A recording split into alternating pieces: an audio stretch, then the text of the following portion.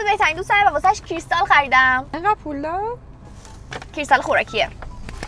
تا حالا خوردی؟ نه. کلا تو ایران فقط یه جایی که درستش میکنن. خوشمزه است؟ به نظرم که آره 16 15 مدل طعمه. حالا من از هر کدوم یکی خریدم، تست کنیم با هم. زرس بده.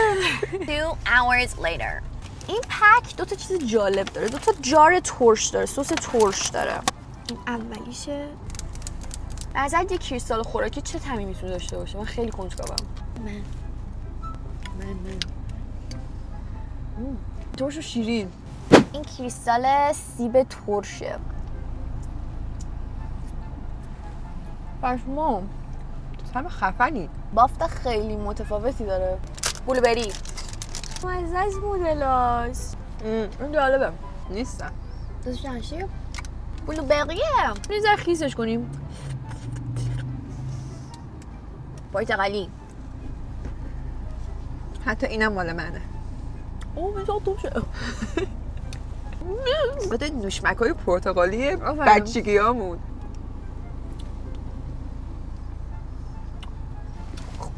خوب نبود؟ چی لیموه؟ ولی ترش جالبیه.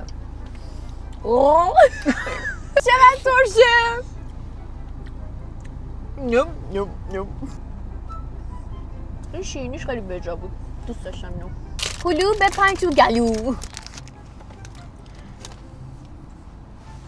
بوی خوندم. اگه شیرینیشون کمتره من خیلی بیشتر دوست دارم. فکرم قهوه باید خیلی خوشمزه باشه. من قهوه دوست ندارم. کلا من قهوه خور نیستم. اوه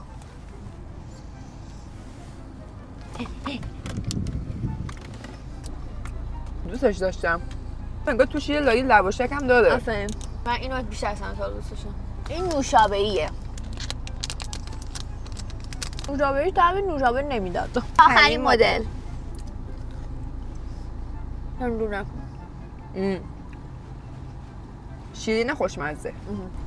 من همین آیتم‌های خوشمزه رو از مینیچو گرفتم. اولین تولید کننده کریستال خوراکی تو ایرانه و خیلی باحال بود. حتما اگه دنبال طعم‌های جدید هستید کریستال رو امتحان کنید. بای.